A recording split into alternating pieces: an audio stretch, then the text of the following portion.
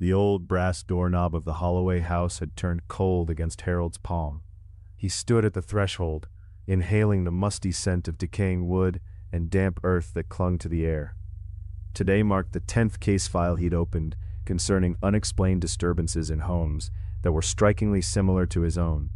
His heart raced as he pushed the door, its creaking hinges echoing inside like the ghosts of the past, drawing him further into the familiar disquiet.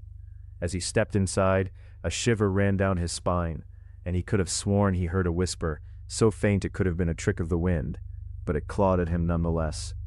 Harold's eyes flicked to the mantelpiece, where dusty trinkets rested amidst memories long forgotten.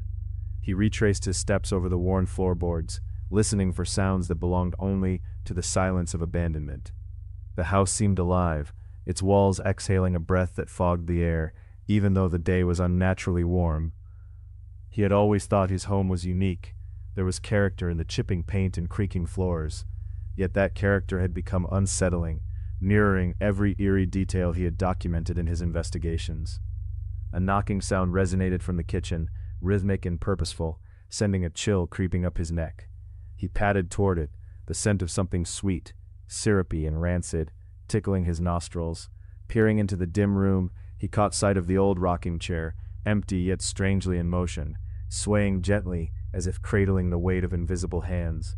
The vision sent his heart racing, memories flooding back of similar encounters in those haunted homes. Each one had left behind a piece of itself, like a terrible virus infecting the spaces they inhabited. With each lingering step closer to the chair, the air thickened, constricting around him. A chill seeped through the open window, carrying with it a sound that sent his pulse racing, the soft, persistent thumping of heartbeat echoing back at him from the very walls of his house. But it was the faded family portrait his mother had hung long ago that seized his attention. The faces in the picture twisted and blurred, morphing into those of the families he had encountered, languished, haunted residents of his own case files. The realization crashed over him, a roar of primal fear. His home had become a conduit, absorbing the very essence of his work, feeding on the torment he'd sought to uncover. Suddenly an insistent whisper slithered into his ear, so close, so intimate. "You chose this." Harold stumbled back, panic surging through his veins. Understanding dawned. His house had become a reflection of all he had investigated, and in his pursuit of uncovering mystery, he had woven himself into its fabric. A prisoner to the accumulation of stories and spirits trapped within these walls. As sunlight broke through the bending branches outside, the house seemed to sigh, settling into silence. Stepping away from the threshold, a sense of newfound resolve blossomed within him. He couldn't allow it to claim him, not like it had claimed so many before.